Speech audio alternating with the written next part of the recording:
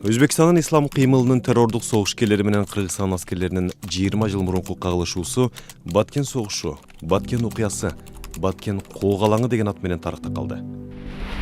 Согушкерлер 1999-2000 жылдардын жай айларында эки рет Кыргызстандын чек арасын Баткендеги Телбе жана Чоңалайдагы Бокбаша шуулар аркылуу бузуп киришкен. Зардалыда мектеп менен мечитте 45 күн Өзбекстан ислам кыймылынын кара байрагы илинип турган. Кишилер мыкаачылык менен өлтүрүлүп, барымта кылынган. Чек араны 200дөн 1000ге чейинки согушкерлер бузуп өткөн. Аскердик операцияга 1,5-2 миң аскер тартылган. 53 адам курман болуп, 130дан ашыгы жаракат алган. Качкындардын саны 4000ден 8000ге жеткен. Баткен коогасынын актай барактарын окуянын күбөлөрү менен чогуу ачабыз.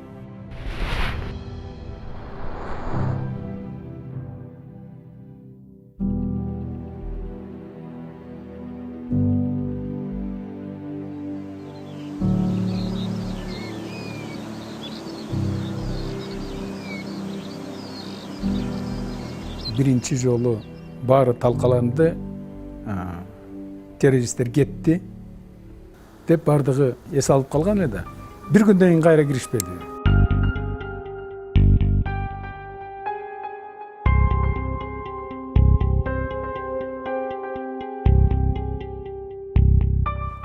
Биздин аскерлердин, ошо коргоо министрлигинин мен жеке оюмча катачылыгы аларды алдагансып кете бергеле биз тийбейбиз дегендей кылып. Анан ошо ашууга жеткенде вертолеттор менен барып жана ракеталарды аларга жиберип, анан бери жактагы алыс качуу замбиректер менен аткылап чыгып, алардын мен оюмча сөзгө турбай жинине катуу тийип коюшкан.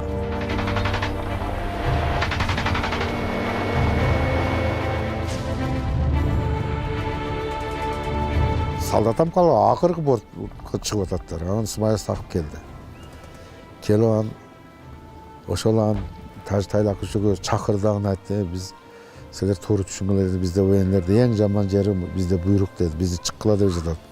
Биз немелерди жүрөт десек, алар менен ишеңер болбойт, чыккыла деп жатат, биз кетип атабыз.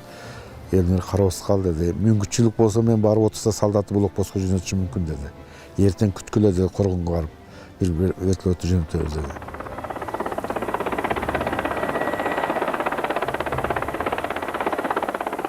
Otursak saat 5-6'lardan KJK geldi. Katты жаздыңар dedi, жаздык. Десе катты алды, дам окуп көрүн, жакшы жазылыптыр dedi. Дан чонтоға салып, bir машина жөнөткөн, мен Баткенге бери жүрөйүн dedi. Мен Чадыбек пас мен барайын дагы. Мен буяк көрөйүн, силер буяктагы элди көрүп койгула, бир катар айланып dedi. Олар оякка басты мектепте. Биз баргым келсе мен мына жерден басуу жокору барып турсак, айтып калды, автомат атылып атат деп калды.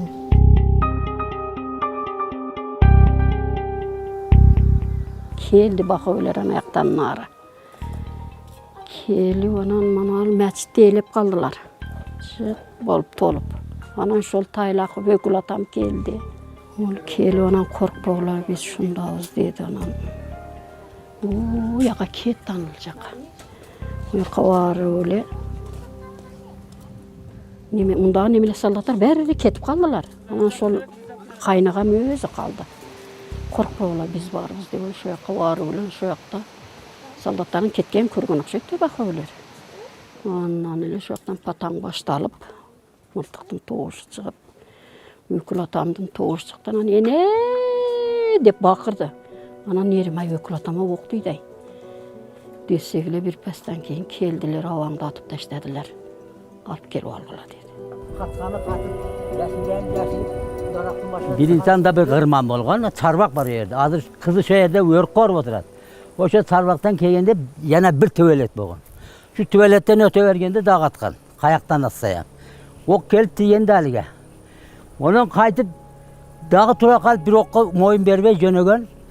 Mana şu yerge kelgende jıgılgan. Bunda daha bir tuvalet var ana. Onun ötüp şu 5-6 kadam jılganda şu yerde jıgılgan da. Jıgılgan yeri şul. Eki dalının astık ok deygen. Tuş. ekolovatı. Sonunda bir 10 saatça jattı. Kechki saat 6'dan ertengi saat 5:30'ga çeyin. Jatıp anan üzüldü. Ne kılat? Kuralı olmasa başkası olmaz. Ne kılat? Öyle hiç gerekse başka yok da. Bir adama koruyun şunu. Bunda saldat olsa bu saldat da mı kılat? Yende ayta versen dert köp.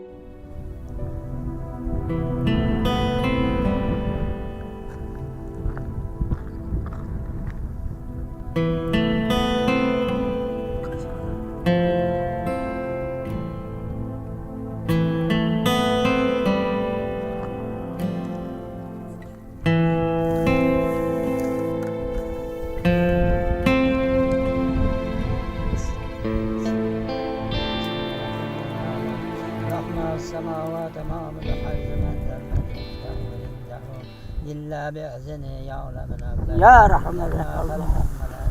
Kıyamaz. Kıyamaz. Estağfurullah.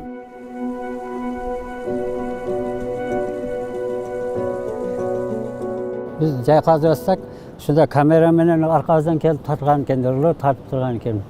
Şunda olar da kelip bayağı janazaga katıştılar. Bayağı neme tarjılaqıtı koyup Zerdal mazarıga. Anan barıp çoğ maçtın aldı da olar da kirip o yerde 4 adam kirip bayağı janazadan qaytkanızda barıp şu yerde Kur'an okudular da kesin suradılar. Biz bilbey balдар atıptır, biz neme boluptur dep.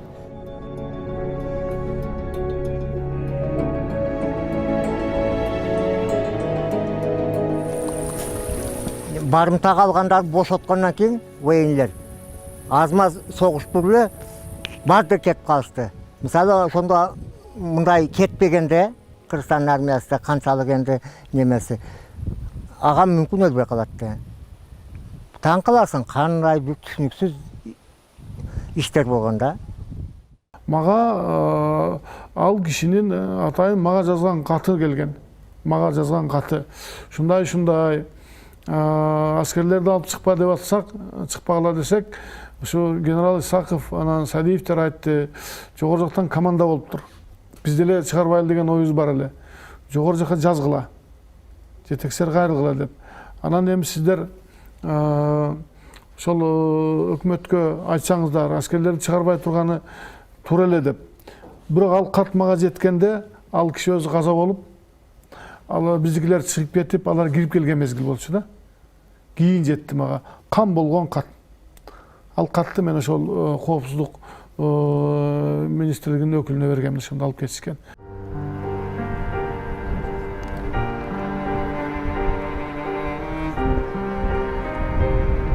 Ağam menен birge militsioner Kasım degенди заложникке алып келип союп ушул жерге көмүп койгон экен. Муну öýünler окоп 2 айдан кийин окоп тазалатып табышкан. Тапкандан кийин МВДга кабар беришкен. МВДда адамдар келди, местнийлерден бир шерик келди, мен келдим. Шуна көйлөп чукулап алып көйлөп алсак денеси ирип калган. Adam çıkıp, çaşlar kalgan emez, kolda eti kalgan emez, söğüktör çıkan, kolun baylap kömgönü, arkası jiplerini taptıgasından alıp ketişken söğügünü. Men oyladım özüm nememi, soyulgan deyim. Size butuda but kiyim yok da. Tırçılap kaloş 2 janında çıktı da. Bolsa atılgan boğunda mayatka bitti asa bılk etmeye jatıp kalattı. Bunu soyuşkan.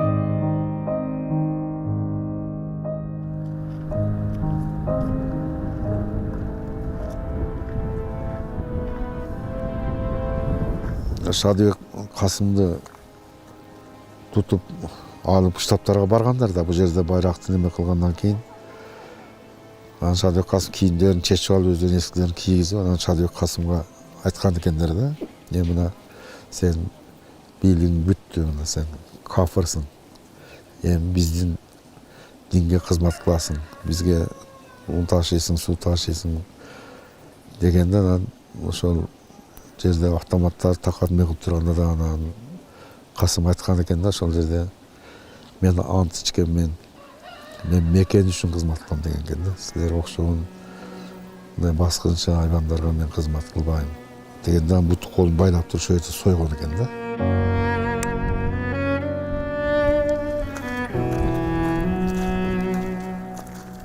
анан баягы жалдаттарга аны апарып ташта деген ошо коргондон да чекеде бир чуңкурга ыргытып берген да эми өлүп калат. Ошол жерде анан бул жатканда ошол өздөрүнүн боектерден 3-4 сааттан кийин өлүп калды экен деп барып караса, жан чыкпай жаткан болгон. Қан ылайга аралашып, жан тээ бут тээп жатканын көрүп, анан автомат менен атып өлтүргөн экен. Кийин келип биздин аксаалдарга айтканда ошол өлтүргөн ушундай өтө чыгаан адам экен, бизди кимсиң деп да койбоду деп. Анан кыйналып жаткан экен, мен атып өлтүрүп койдум деген да. Бирок Садыбек Касым менен бул кыргыз элинин батыры десе дагы болот да, бул эч кандай токтоосуз өзүнүн ичкен антына бек турганы, мекенди сүйгөндүгү мисалы үчүн. Жан кыйыш өтө кыйын. Мына башкалар заложник болуп ээрчип эле кетти го энди. Ал ээрчиген жок да. Кыргыздын ким экенин олар жөн эле көрсөтүп койду да.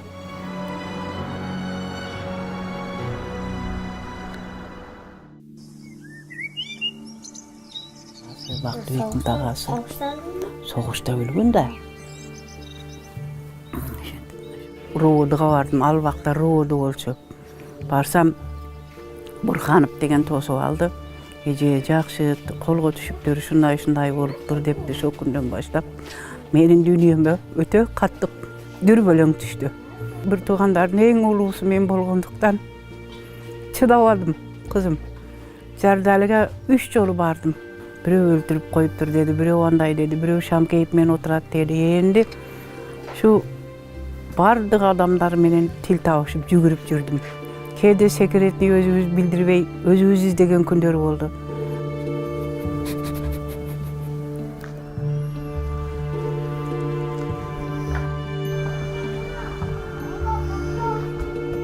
Зардалын коргон деген жерде бир чоң дарактын тагы көк челекти алып барасыз деди. Барганыңызда эките солдат барат, Касымды алып келет деди. Анан барсам, Касымды алып келген жок, экөө эле келди. Экөө келип барып булакка олорда челекти салды, мен да бардым. Бирок өтө корктум, кызым. Өтө корктум, ушунчалык. Анан неме кылдым? Касымбек кана десем, эже Касымбекти Хайытка алып кетип калды деди. Мен түшүндүм шол убакта Касымдын өлүп калганын. Анан бакырдым, ыйладым, кыйкырдым.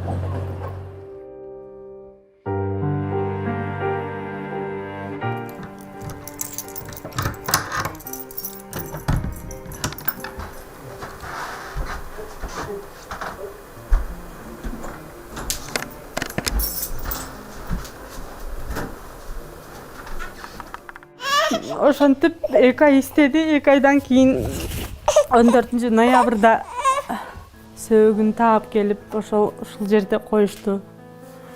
Ошол биздин акыркы көргөнүбүз, акырката менин чай ичкеним ошол болчу. Ошондон бери жок. Мына уже 20 жыл аралык өтүп калды. Бул атамдын үй жайы, өзүнүн кылган үй жайы. Ар дайым атам өткөндөн кийин апамдар жашады. Бир туугандарым Бишкекте окугандыгына байланыштуу апам дагы ошол жака кетти. Ошол жерде азыркы мезгилде Ички иштер министрлиги тарабынан үй берилип, ошол үйдө жашап атышат.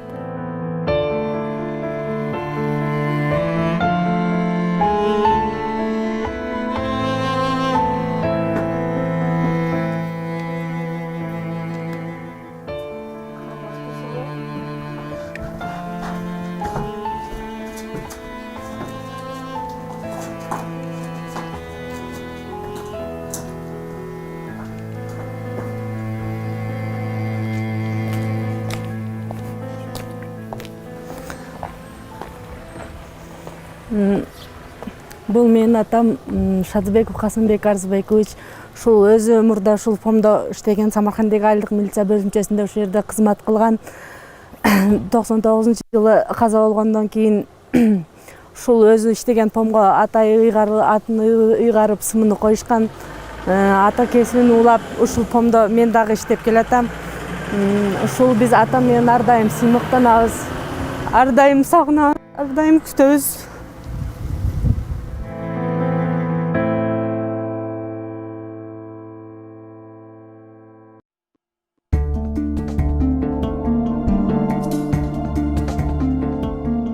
аскерлердин тактикасы алар жоготуусу болгон, бирок негизги күчтөрүн сактап калып өтүп кетип жерге талдан чоң күч топтоп 23-ндө чоң күчтөр менен келишип аскерлер чыгып кеткен 2 айылды келип басып алышты. Зардалы дагы бир айыл, чоңураак айылды. Муну ушинтип акыбал ошондо аябай курчуду да. Ал кезде коргоо министри генерал Субанов ошол жакшы чалгындоону жакшы уюштура албай, бүт боевиктерди баарын жоготтук, бири да жок, бири да өткөн жок деп. Анан кийин кайта ошол тоолуу кыштактардан, биринчи Зардалыдан, кошуна айылдан аскерлерди ылдый алып түшүп кетти да. Министр өзү чечет да баарын. Ошол чоң ката кетирген да. Коргоо министри Субанов да ошол жерде болчу. Исаков да ошол жерде болчу. Буларга команда болот. Элди коргоо керек деп каршы болгону болбостон телеграмма барган, анан кийин аскерлерди булар ылдый алып түшпөсө бересиз Зардалдан. Ошондо мен аэропортто туруп сурагам. Мырзахан Сурканович, ошо команда келген беле? Десем, менин эки башым жок да деди, жөндөн жөн алып койгудай деди. Мен команданы аткардым деди. Ошол мезгилде элдин баары билген, ошо Субановду команда болгон жогору жактан деп.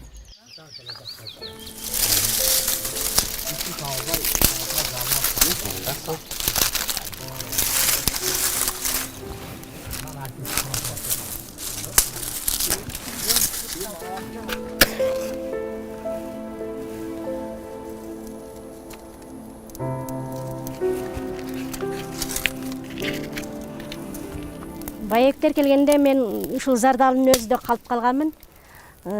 Себеби ичимде 8 айлык боюмда болгон. Августтун 21-де келген болсо, ушу октябрга чейинде бу жерде эч ким болгон эмес. Бир 10 чакты карыялар болгон. Ошо карыялар менен турганбыз биз. Кечиндеси бардык карыялардын үйгө барып, ошол жерде түнөп корккондуктан. Анан саарга туруп дагы эшик элке чыгып турганбыз.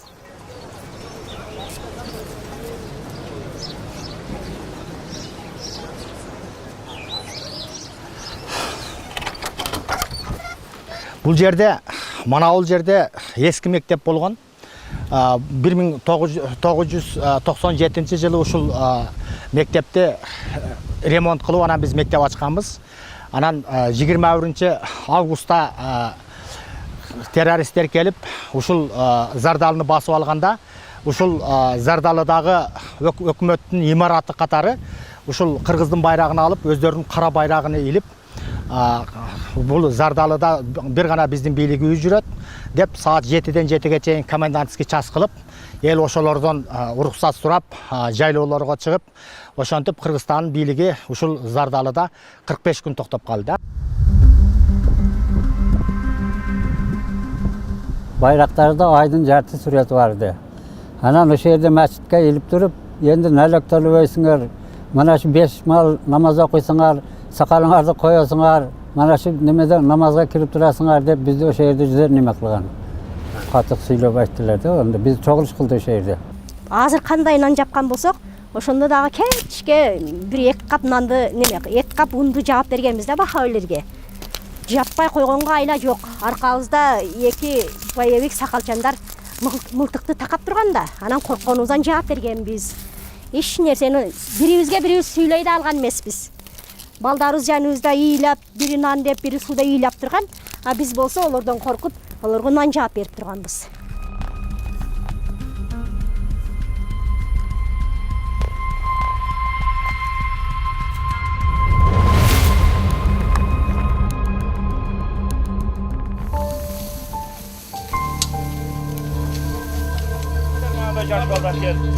Бомба түшөт дегендиктен анан жөнкүп кача баштаганбыз. Бардыгыбыз картаңдар да калбай качканда мына тоодо аралап. Алдыбызда эле жүргөн, каяка барасыңар десе, жайлоого чыгабыз деп олорду жалган эле жайлоого чыгабыз деп коюп, ушул жолдор менен 5 күн жол жүргөнбүз. 5 жыл жол жүрүп, анан балдарыбызды жетелеп, бирини аркабызга көтөрөбүз, экөөнү жетелейбиз, ыйлап алаттар, суу дейт, нан дейт, өзүбүзгө суу дагы жок, нан дагы жок. Баябектер нандарыбызды алып койгон да. Эч нерсе албай чыгып кеткен. 5 күн жолдо жүргөнбүз. 5-6 миңден ашын адам качып түшкөн. Жогорку айылдардын баары качып түшкөн. Айрыкча баягы кагылышуу болгондо бизде баягы генерал Шамкеев япондор кармап кеткен түнкү кагылыш болгондойчу. Ошонун баарын биз райондо туугандарыныкына жайгаштырдык. Biz stadionga көп өзгөчө кырдаал министрлиги бизге жана палаткаларды алып берди, аларды жайгаштырдык. Башка айылдарга негизи биздин ишибиз ошол түшүп келген адамдарды жайгаштырып, шарт түзүп, тамак аш менен камсыз кылып, кийим кечели колдон келишинче берип, анан бизди буяктан барган жана гуманитардык жардамдарды ошолорго таратып берүү менен алек болуп жүргөнбүз.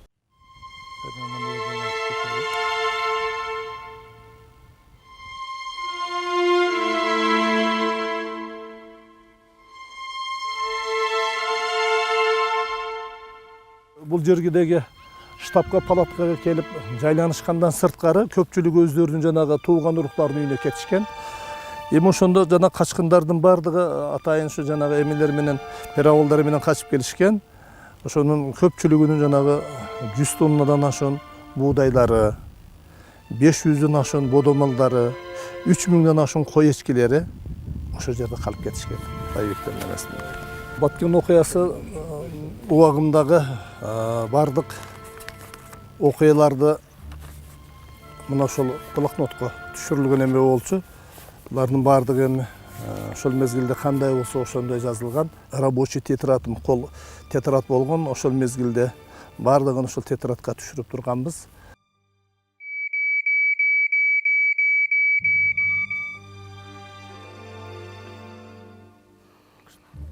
21 числонун саат 5-теринде эрте менен биз ушул алтын жылга жерине келгенбиз. Анан радиостанция аркылуу Бишкекке Оштогу бирикмебизге чыгып дайындап, анан аккумуляторлорубуз бир аз начарлап, заряддарын жогото баштаганынан ушул алтын жылга да Япон компаниясынын алтын изилдөө жумушчулары бар экен. Ошондо бул жака келип биз кайрылып, япондорго кайрылсак, мына бул жерде дизель мотору калыптыр. Ушул электроэнергия берген дизелине биздин радиостанцияны улаганга уруксат беришип, радиостанцияларды ушу жерде 3 байланышчы радистерди, бир старший Насиев, младший сержант Насиев менен ушу жерге калтырып кеткенбиз. Баткен менен, Ош менен байланыш жүргүзгөнгө.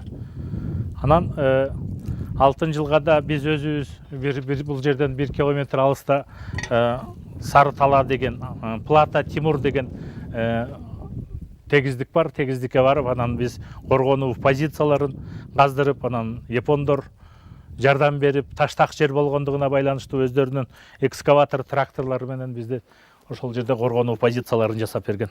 Ички аскерлердин кол башчысы генерал Шамкеев кечинде 9 чамасында ушул жерге келип, жокерлерден кабар алып, анан кийин радиостанцияга келип, Бишкек менен байланышканы аракет кылган. Япондордун өздөрүнүн спутниковый байланышы бар экен, ошол спутниковый байланыш менен чыгышкан. Анан кеч болуп калгандыгына байланыштуу ал Баткенге эрте менен саат 6-да совещанияга кеңешмеге барыш керек болгон. Анан ушул жерде биздин радистер менен кошо бир аз дем алып саат 3-4-тө чыгып кетем деген ойдо болгон. Саат 12-лер чамасында 8 террорист Тунук суу жылгасы аркылуу түшүп, ошол жерден ветеринарлардын УАЗик машинесин кармап келип Палалозго өткөн, тиги Палалоз айыл, Палалозго өткөн көпүрөнү жардырып, анан УАЗик ошол жолдо бузулуп калган экен. Анан алар ойлошкон япондордун машинелерин минип кетели деп, ошол 8 террорист боевиктер бул жака чыгып, радист бар экенин, генерал бар экенин билип калышып, анан генералды япон специалистин, бир тилмеч котормочусу Өмүрбек деген жигитти барымтага алып кетишкен.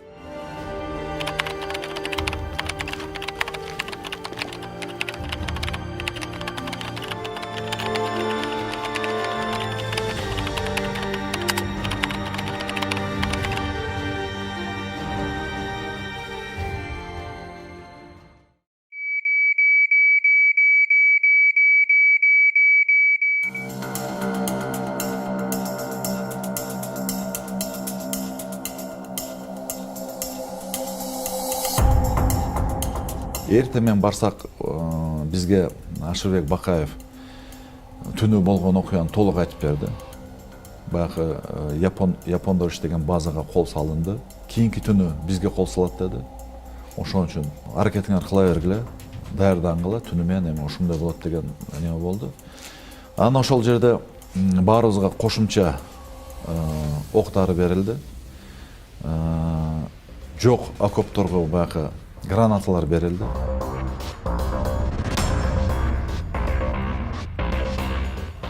Түнкү 12-лерде жанагы өзүм балдарым бар тең жана четте позицияларда аркабызда турган жана ОБДнын спецназ балдарын чакырып, кимиңер мындай автоматты коркпой ата аласыңар десем, капитан Шарипбаев дегенди беришти. Аны чакырып алып айттым, мына азыр тетиги четке барып алып туруп, автомат менен 3 очеред атасың дедим.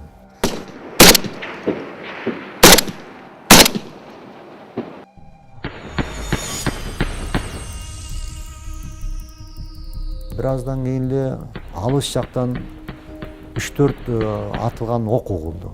Октун атылган угу. Анан дагы бир чет жактан дагы бир тарс-турс деген болуп калды. Булар эмне болду экен деп тыңшап жатабыз. Анан бир убакта эле Аллах бар деп жана Палалоос жактан аябай катуу үндөр чыкты.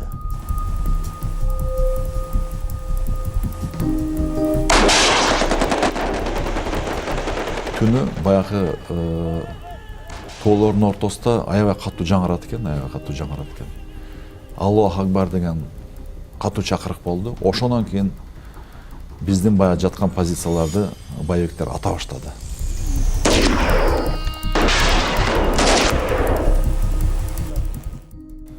Анан биздин аскерлер дагы алды жакта 3 позиция, сол жакта 3 позиция, анан оң жакта жана Алматов жакта чет керек, тик жар болчу, аяктан эми эч ким келе албайт го деп, аякта 2 позиция бар болчу. Ошонун негизинен ошо алды жагыбыздан, анан түн ичинде эле ошо караңгыда союлуп сол жагыбызга, тиги кыр жактан дагы орун алып алышыптыр да, окту жаадырышты.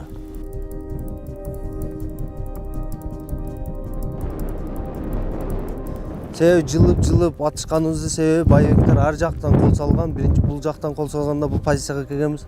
Бул жактан чыкканда наркы позициялардан жылып атышканбыз. Себеби ал душмандар бир тараптан кол салган эмес, биринчи бул тараптан, кийин бул тараптан салышкан. Ошого тропинкаларды казып биз позициялардан жылып атышканбыз. Бизде курал жарактардан автомат бар эле. АКСУ маркасында автомат бул. Негизинен мына жеңил автоматтарга кирет. Анан ошол 4 магазинден огубуз бар эле. Бул абдан аз болуп эсептелинет. Алыс атыштар башталып калды. Ошондо жаныбыздагы окоптогу кишилер да айтып калды, ок түгөндү депчи. Анан бизде деле бирден рожок калган. Баарыны бөлдүк. Эми бирден атайлы деп бөлдүк. Бирок бираздан кийин эле ок чындыгында түгөнүп калды. Гранаталардын баары ыргытылды. Ошол одиночный менен атып, ошол позицияны биз кармап калдык да.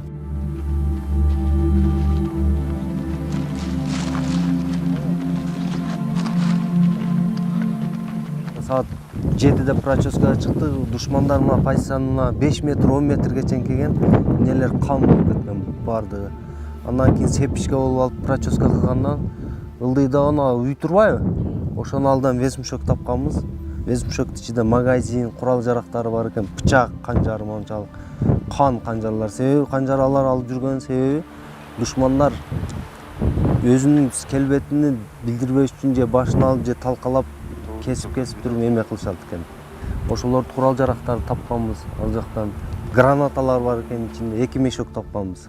Өздөрүнүн эмелерин анан бияктан чыгып, биягы менен басканбыз. Мына шагалдарда бүт бардыгы душмандар өздөрүнүн жарадар эмелерин, кагандарыны бычак менен тилип, кесип, келбетин тааныбай турган кылып бургап дайрага ташайт экен. 2-3 күн мерде эмени жыты болуп турган өлүк жесирдин.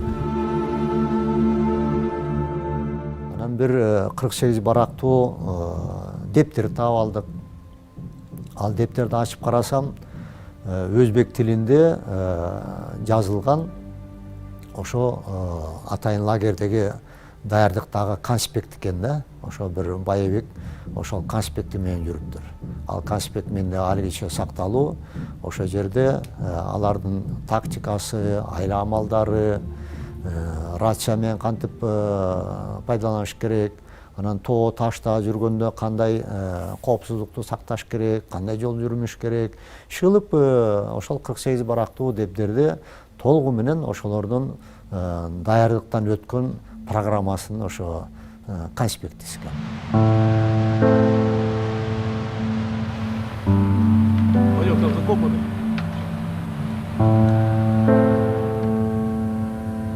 Жыйырма 4 августтагы ошо эгемендүү Кыргызстандын тарыхындагы биринчи салгылашууда биз тараптан жанагы 4 эле жарадар болду.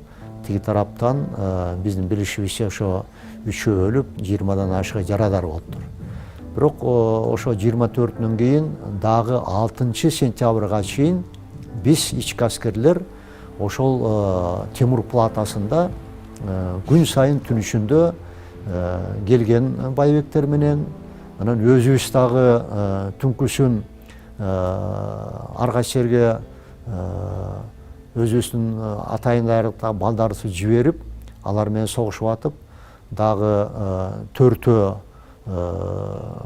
өлтүрдүк. Ошо менен 7 Байбекти өлтүргөнүбүздү даана билебиз.